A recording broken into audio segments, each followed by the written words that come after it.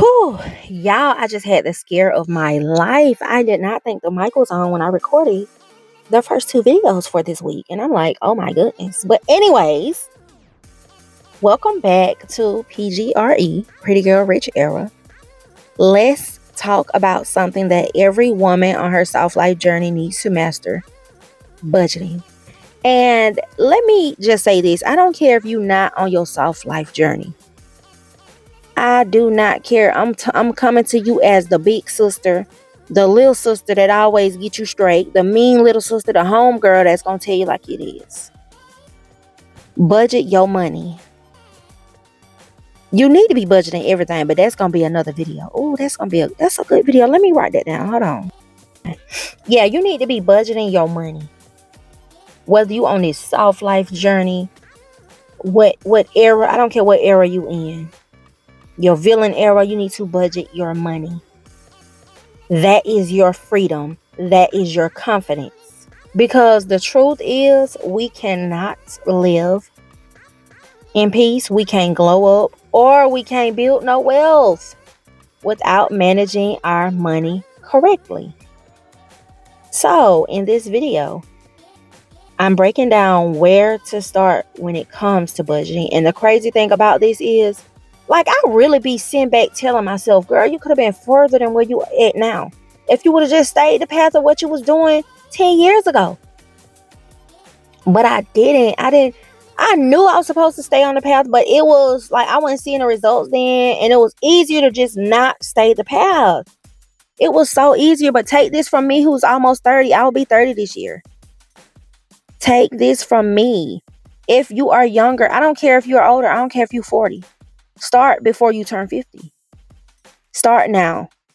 Don't go back on your word. Don't stop because you don't see the results right then and there, and everybody around you doing their thing and having their fun. The grass is not greener. I'm telling you, that grass is not greener. Because when you get over there, you're going to be like, what the? It must have just looked like that from the position I was looking at it from over here in my yard. Because now that I'm over here, this grass is dry, brittle, dusty. It got snakes all in it. So trust me when I say this. Don't play with your future and your present and your peace and your glow up like that. You need to manage your money correctly.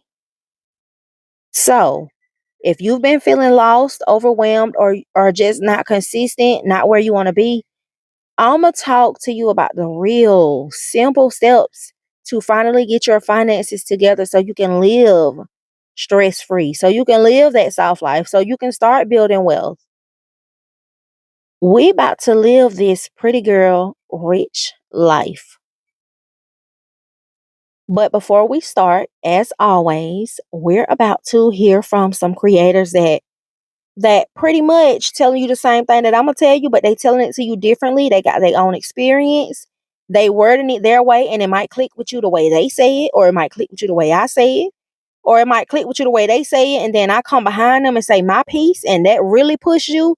That really puts the pedal to the metal. So stay tuned until the end of the video because you know I got some heat for y'all. If you spend it, you can save it. My name is Jay, and I teach mindset and finances. That $10 that you drop so quick on fast food, that can go to an emergency fund. It's not about the amounts, it's about the habits. Next time you want to spend, try investing first. If you are serious about shifting your money mindset, go ahead and check out my bio. I have something for you. Save this video so you can review it later. Share it with somebody because we're not gatekeeping here.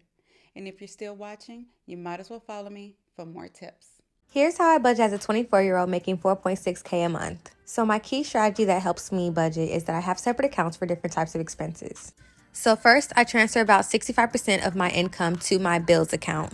And then I save 20% of my income, so 10% for emergency fund and 10% for travel. Next, I take about 7% out in cash for expenses like gas, groceries, and toiletries. And lastly, I transfer about 8% of my income into a spending account so I can spend on fun without guilt. So I keep track of all of my different accounts through my money organizing budgeting template that I created through Google Sheets. And you can see here that it has all the different accounts listed along with the expenses that are associated with that account. This budgeting template does all the math for me, and it's very easy to use, and it helps me to know how much I should transfer to each account every single month. And the best part is if my income or any of my expenses change, all I have to do is plug the new numbers in and it'll automatically update all the totals and all the other calculations for me. And of course, I made this template with you in mind, so I made separate tabs at the bottom in case you get paid either monthly, bi-weekly, or weekly. So if you're interested in this, DM me the heart and I'll send you the link. This is why you're always broke 2 days after payday. But I promise I'm not judging because I had the same struggles. But I finally figured it out and I'm here to help because Lord knows it took a lot of trial and error for me to finally get to this place. The first thing you're going to do is figure out what's coming in. And by that, I mean your income. If you don't know this number off the top of your head, you're going to log into your bank account and look at your last 2 direct deposits. Next, you're going to figure out what's going out. And by that, I mean your bills and expenses. You're going to write down all of your fixed expenses. Those are the bills that stay the same month after month. Your variable expenses, these are your bills that change from month to month, like your groceries and gas, and any debt payments that you might have, including the minimum monthly payments. Next, you're going to add these numbers up, writing down your total income along with your total amount for bills and expenses. If you get paid bi-weekly, you're going to assign each paycheck specific responsibilities, which means you're going to assign every dollar job. Paycheck 1 will cover certain expenses, while paycheck 2 will cover others. What's been helpful for me is mapping my bills according to my pay dates. For monthly expenses like groceries and gas, you're going to split them in half between both paychecks. And now you're a budgeting guru. You can thank me later. Here's a secret that rich people understand that if you ever want to get out of the struggle, you need to understand as well. It's actually not a secret. We're just not openly taught this. When you don't have money, you have to work for that money. When you do have money, you make it work for you. So how do you get from working just to make ends meet and pay your bills over to money is expanding and working for you? You probably don't want to hear this, but the answer is you're going to have to sacrifice, and we'll talk about what that looks like in a second. Here are the milestones you're going to have to meet to get to this other side, and this is the stuff that I'm teaching every single day on my channel because you can do this. First priority is saving up an emergency fund, $1,000 to $2,000 as a safety net, and then you go and you start paying off your high interest debt. All of your high interest debt needs to go. It's non-negotiable. Once you pay that off using an avalanche or snowball plan, you go back and you save your emergency fund to 3 to 6 months worth of expenses in a high yield savings account. Now that money's already going to be working for you, making free money in a high yield savings account, but we're going to take it a step further and start investing your money. I don't mean crypto or individual stocks. I mean things like index funds or ETFs. I have more content about that if you're interested. Now you may be thinking, I don't have enough money to save. I can barely pay my bills. This is where sacrifice comes into play. You want to hit these milestones by any means necessary. That means you might have to get side jobs temporarily. You might have to invest your time to learn new skills that can bring you more money. You have to learn how to say no to friends and family who don't know what your financial goals are. You have to let go of your image, okay? So quit trying to buy the newest phone, the newest car, the biggest car you can afford, the biggest house you can afford. Is it fair that sometimes people have to work 2, 3, 4 jobs just to make ends meet plus try to hit their goals? No, not really. But you can either focus on that and stay stuck, or you can focus on trying to hit these goals and get yourself into a better situation. Working multiple jobs does not have to be forever, but guess what? Like I said, by any means necessary, you need to hit these goals. So if it takes you a couple years of working side jobs and working a lot of hours to finally get to a place of financial freedom, it is worth it, trust me. You're also going to have to do some mindset work because mindset is absolutely everything. Mindset alone, just sitting there thinking about positive things, doesn't get you rich, no, but mindset opens up opportunities that you can't even imagine. When you do a lot of mindset work, you let go of limiting beliefs, you get out of the victim mentality, you start to realize that you are actually in control of your life and you can make anything happen for yourself that you want to. And take it from me because I used to be worse than broke. I had $0, even negative, in my bank account, and I was a single mom, very much struggling to get by. Because of all these things I'm talking about, I am now on the path to becoming rich in my future. I also want to talk a little bit about letting go of your image, and I'm going to use myself as an example again. I want a new Tahoe, and I have the money to go and get it, but should I do that right now? Should I go and buy a $50,000, $60,000, $70,000 vehicle when I could be sinking that money into my investments that's going to get me a way bigger return? I have goals and I'm going to hit them by any means necessary. And for me, that looks like me continuing to drive around my paid off minivan because it has no payment. I send that money straight to investments and that money is growing me money while I sleep. Everybody's goals are different. Everybody's threshold for going aggressively at their goals is different. So you have to decide, what does that look like for you? For me, that looks like being content with the material things that I have right now, being content with not getting my nails done every 2 weeks. I do them at home now. And guess what? I don't restrict myself down to the bare bones minimum. I let myself have fun with my money, and I still am able to hit my goals. That's because I did a lot of sacrifice up until this point to get to where I am right now. And I'm no different than you are. I promise you. Go look at my story on my page, my journey. It's pinned at the top of my page, and you will see what my journey has looked like. I've worked 14-hour days. I've worked multiple jobs at a time. I've invested thousands of dollars to learn new skills. I've done it all. I promise this is possible for you too. You just need to have some mindset shifts, and you need to understand that the main goal is making your money work for you. That's the goal by any means necessary, and that is why I'm on TikTok teaching the things that I teach, because this is possible for anybody. So commit to yourself. You're going to do one thing today to get you closer to your goals, whether that is sitting down and making a plan, or you can go to my bio and get my free Money Mastery Basics guide. That will get you started. Just do something that's going to bring you closer. You got this, friend. Okay, let's talk fast finance. 1, assign your money a job before you spend it. Every dollar needs a purpose. Wandering money just disappears. 2, have a money day every week or every other week. I know life is busy, but if you do not schedule your finances, it will not get handled. 3, separate your soft life fund from your emergency fund. One protects your peace, the other protects your lifestyle. 4, know your top 3 money metrics: net worth, monthly burn, your savings rate. You don't need a fancy degree to do this. 5, build a bare minimum budget. If everything were to fall apart, how much will it cost you to cover the basics? This number matters. 6, stop using your checking account as a scoreboard. A high balance doesn't always necessarily mean financial freedom. You want to elevate, get crafty and strategic about your money, aka investments. Now 7, learn to say no even when you can afford it, okay? Discipline is not a form of punishment, it's protection. 8, track your emotional spending triggers. Are you spending because you're sad, bored, trying to prove something? Know your patterns. 9, buy luxury out of overflow, not from obligation. We don't perform success, we embody it.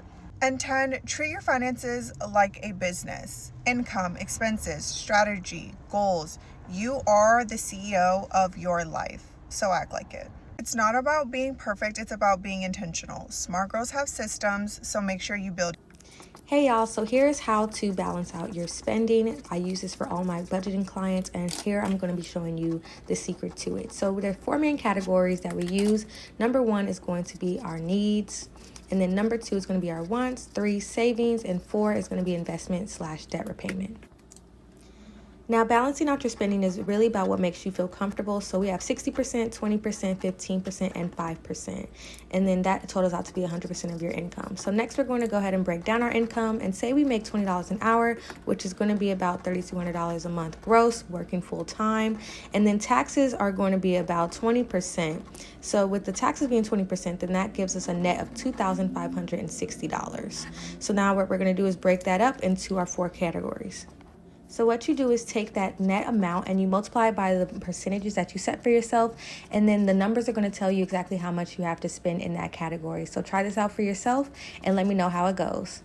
This is how I build my budgets in less than 2 minutes. I use the zero-sum budget, which means you basically give every dollar a job to do. So if you bring in $5,000 a month, each of that $5,000 is being spent up one way or another between all of your bills and being allocated towards your savings goals. For example, let's say you make $5,000 a month and your fixed expenses make up $2,500 of that. You want to pay all of your fixed expenses, save first. I'd try to hit a 20% savings goal, so that's going to give you $1,000. You would then spend whatever's left. The most important 2 things that you do are pay your fixed bills and pay your savings, and then you can spend whatever's left. If your fixed expenses are $2,500 and you have a savings amount of $1,000 a month, then you have $1,500 left to spend. That is your variable spending.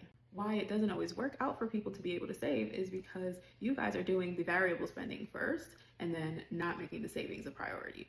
But if you take out the $1,000 automatically, it's not even in your peripheral. You only have the $1,500 to spend. So you got to get very, very intentional about how you're going to spend your remaining $1,500. For my clients that need extra help, I give them a weekly spend budget. So that $1,500, we divide that by 4 weeks a month. That means you have $375 to spend on all of your variable expenses per week. Okay, so that's hair, nails, makeup, etc., etc. You got to make it work. And if you decide you want to eat out and spend all of your weekly money on Tuesday, that's your business because you're going to be hungry until Sunday. When you budget this way, it allows you to get the hard part out of the way, which is your savings. But what I don't want you to do is transfer the money into your savings and then constantly have to pull out of it because you are overdoing your variable spend. You want to make sure that you're disciplined enough to actually stick to the variable spend and not go over it. If you want to get out of the check-to-check cycle, you need to get a month ahead on your bills. It is going to change the game. This is how you do it. So basically you're going to sit down and you're going to list out all of your expenses, like all of your bills that have due dates, any of your debt payments, your rent, your water, your electricity, all that. And you can even add in, if you want, grocery money and gas money, but you don't have to add those. This is basically your total expense amount for the month. Now, what is that number? Take that number and add like $300 to $500 to it as a buffer. Then you're going to make it a goal to save up that amount of money. This is not going to happen overnight. It's a longer term savings goal, and that is okay. Once you hit that goal, you can set this plan into motion. The plan being, you put that amount, your expense amount that you just saved, put it into a separate account just for bills. Now go set all of your bills to auto pay from that bill account. Because you have the full amount in there, you don't really have to worry about it. You have a buffer as well, and your bills can just come out of that account. Now, when you get paid, take that expense amount and divide it by however many times a month you're paid. If you're paid bi-weekly, that's divided by 2. If you're paid weekly, divided by 4.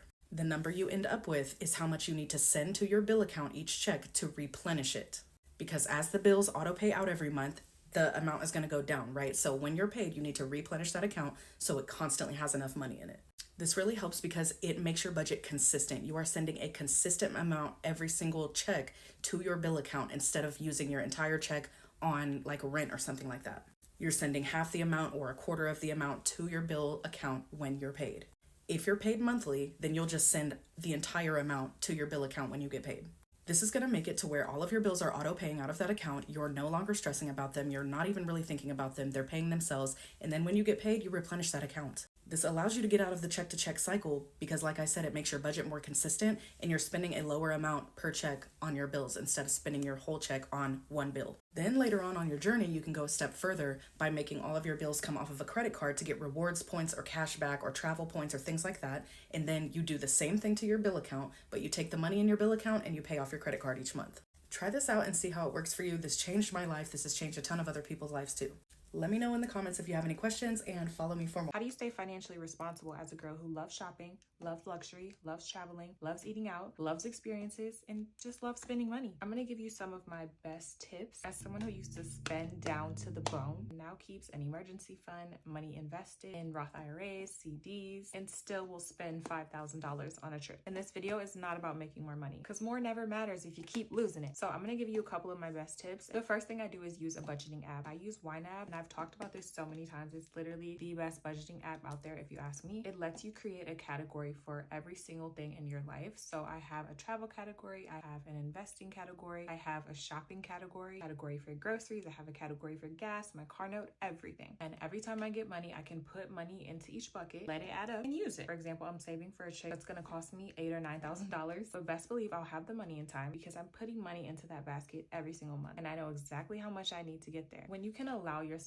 the time and space to save up for something, you don't have to feel guilty when it's time to spend it because you already allotted the money for it and you already have all of your other bills taken care of. These categories just help you to budget correctly because trust me, when you have specific banks for everything, you don't end up overspending in one category and then underspending in another and not having enough. It lets you prioritize things. I actually quit my corporate job a couple months ago. I make money doing content, but I'm nowhere near at the level of making a consistent income. So when you say, oh, I wish I could afford to take a weekend getaway, you can, you just haven't prioritized it yet. And that's what these budgeting apps help you do. A second thing I do is I keep my fixed expenses low. For example, my car note. My car note is a little under $400. That's unheard of today for anybody who's getting a new car. And guess what? I'm riding my Jeep till her wheels fall off. I used to be that person who was leasing new cars every 2 years because I wanted to switch it up. I wanted a new car. I feel like I used to really care about the status of having a new car. And each time I got a new car, I would get a more expensive one. And it wasn't too long ago that I was like, okay, I want to get a Tesla next. I didn't get the Tesla. Actually, instead of trying to increase my expenses, I decided to buy my car, keep the car note, because I realized having a luxury car is not a priority to me. I will spend $5,000 on a trip before I spend $5,000 on a down payment for a new car.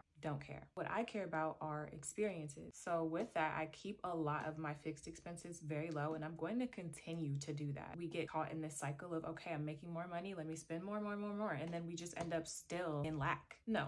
Make more and keep your fixed expenses as low as you can. And that's where financial freedom starts coming in. My third tip would be, and this is for the shopaholics, my girls who love to shop. I feel you. I love shopping, and I used to shop all the time.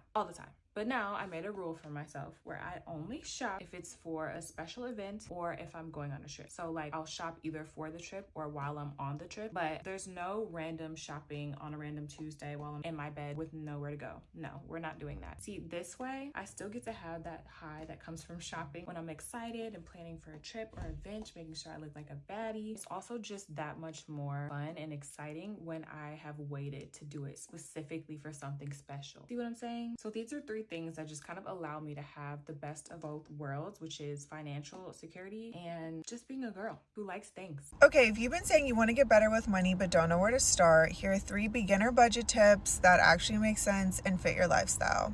1, know your monthly burn number. This is the bare minimum basic number it costs for you to survive.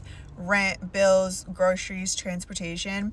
Knowing this number gives you clarity. No more guessing what's left over or how much does my life cost. Know this number and write these things down so it gives you a better visual and foundation of where you're starting at. 2, use the 50-30-20 rule. That's 50% needs, 30% wants, 20% savings. Money becomes a lot less scary when you start organizing it and building in systems. And again, write this stuff down. Flush it out, write it down. 3 is, and I've said it before, give every dollar a job, like assign it. Wandering money disappears, okay? Split your life into buckets: bills, savings, lifestyle. That includes the hair, the nails, whatever is important to you. Put it in your budget and assign dollars towards it, okay? If you don't have $1,000 saved, start there. I call it the $1,000 emergency fund. It's a lot more digestible to start at $1,000 rather than feeling like you have to save $50,000 overnight. Ideally, you want 3 to 6 months of expenses saved. However, $1,000 sounds a lot more digestible. $1,000 is 10 hair appointments. Slowly start to chip away and really make certain sacrifices and being flexible and making sure you can at least hit that $1,000. Put your savings and this $1,000 in a high yield savings account. That is going to have your money earning more interest than if it was just sitting in a regular checking account. A lot of them are free, penalty-free withdrawals. It literally is just a win-win. We love for our money to be making money passively. And automate your savings. Even if it is $5, $25, $100, whatever, automate it to come out of your paychecks, out of your bank account, because you will not miss the money that you do not see. And you'll also look back and love to see the feeling of your money slowly start stacking in your savings account. Once you have all of this flushed out and organized, it just becomes a lot easier, and it also becomes a lot easier to plan ahead and move things around, right? Financial maturity is about knowing how and when to be flexible. But so I always like to say, start small, start with baby steps. You don't need to flip your financial state overnight. Pay off that high interest debt, start saving your first $1,000, get organized, know your numbers. That really is the foundation and beginner steps of starting to become more financially stable. And again, there is not a number small enough to start. You can start from anywhere, whether that's $5 in your bank account or $1 million in your bank account. Everyone has a starting point, and there are systems for everyone. There are strategies for everyone. So stop saying that you don't make enough to start caring about your finances. All right, babes. So I'm sure you got some wonderful tips from these videos. My budgeting plan that I had years ago was absolutely not the one that I'm choosing now. So based off experience, I'm going with the zero-based budgeting plan. The reason why is because I feel like if I know where 99.999% of my dollars are going, that's going to give me that confidence that I told y'all in the other video. They're going to make me stand up. It's going to make me stand up like a gorilla. You know how that gorilla chest be out? They give you that confidence that wealthy people have. Even if you ain't wealthy yet. Your mind, everybody is wealthy if they tap into it with their mind first. Everybody is, even if you're not a believer, read that Bible. The Bible is going to tell you. Even if you're not a believer, look into astrology and manifestations and all of that, meditation. You don't have to be a believer to, you got to be open-minded. That's what you have to be, open-minded. So my tips are, budgeting matters because you cannot live a soft, peaceful life if your money is crazy out here in these streets, acting crazy, going from left, right, up, down, diagonal. You don't know what's going on. Budgeting isn't restrictive. It's freedom. That is the freedom. Like I said, when I was doing my thing, I was looking around me and I'm like, dang, they living it up. They having fun. I really had the real freedom. I ain't have to ask nobody for nothing. I would save my money, but I got into like a spell. I don't know if it's because I wasn't getting out the house. I didn't have balance in my life. So that's why my finances went all over the place. But budgeting definitely is your key to freedom. Your key to, I'm going to get up at 12 and do what I want to do. I ain't saying do that every day, but you know what I mean. It also helps you set those financial goals and prioritize them. You need to know where you at. You need to know if you're on target or not, what you need to tweak. That gives you so much confidence, you just don't know. And if you have budgeted before, you know what I'm talking about. Where to start with budgeting? These are my tips. Eat the meat, throw out the bones. That means, take what's working for you or what resonates with you and throw the rest out. We don't have to argue about it. So you need to start by tracking what's actually coming in and going out. This is going to be a quick lesson. Be honest about your spending. Awareness is the power that you don't have right now. You need to be honest with yourself. And grab a pen and paper, honey. Don't just be trying to sit here and remember this off the back of your head. No, ma'am. You got too much going on to be trying to do all that. All right. You need to list your income sources and your expenses in one place. You're either going to use apps, you're going to use a journal, you're going to use pen and paper, you're going to use spreadsheets. Spreadsheets will definitely be coming soon for y'all. Stay tuned. And this is my budgeting plan, the zero-based budgeting plan. It's the simplest way I can explain it to you. Every dollar you earn has a job. When you get paid, you need to assign every dollar to something. Your bills, savings, groceries, self-care, investing. It needs to be assigned to something. With this method, I feel like you really do become more intentional with your money instead of just wondering where it went. You ain't broke. The same day you get paid, you're not broke. So an example is if you make $3,000, you need to plan where every dollar will go until your balance is zero. You ain't broke. You just planned everything and you got priorities and it's where it need to be. Budgeting for your lifestyle goals. Don't forget to include fun and your soft life categories, your hobbies, hair, nails, skincare, swimming. You might need a gym subscription if you want to swim, horse riding, dates, whatever you want to do. Include that. Budgeting never means you got to deprive yourself of fun. It means you're going to make room for what you love without feeling guilty. And this a little shameless plug. Shameless plug. By the way, I'll soon be dropping a Pretty Girl Rich Era budget planner and Google Sheets templates to help you organize your finances in a way that you're going to be like, oh my gosh. You're going to be feeling so feminine, so boss. It's going to be motivating for real. It ain't going to be stressful for you. I got everything covered for you. So stay tuned for that because I want budgeting to just really make you feel like that girl. You can get up and know, okay, I can go to the store and, fill my tank up. I ain't got to look at my account. I ain't got to try to rob Peter to PayPal. I ain't got to do all that. So I say that to say this. You can't manifest wealth if you're not managing what you already got, baby. We know this, girls. We know this. Budgeting is your self-care. That's the first form of self-care, budgeting. It's how you tell your money where to go instead of wondering where that money went at. You need to know what's up. And you need to start small if you have to. Consistency is more than perfection. When I first started, I was starting with $5. Yes, I was starting with $5 because I was working a job where I wasn't getting paid nothing. Now I've bumped myself up to $50. And that's in a savings account that's meant for investing. I don't keep much in savings accounts. Let me not get sidetracked. You know what? If you enjoyed this video, make sure you give it a thumbs up and comment down below your current budgeting goals, or if you've ever tried zero-based budgeting before. Especially if you tried it, what helped for you? Did you make any tweaks? And if you're serious about your soft life and financial glow up, grab your 30-day glow up journal planner. The link is in the description below. As always, this is Pretty Girl Rich Era, where we heal, level up, and become the best version of ourselves. I'll see you in the next one. Bye, loves.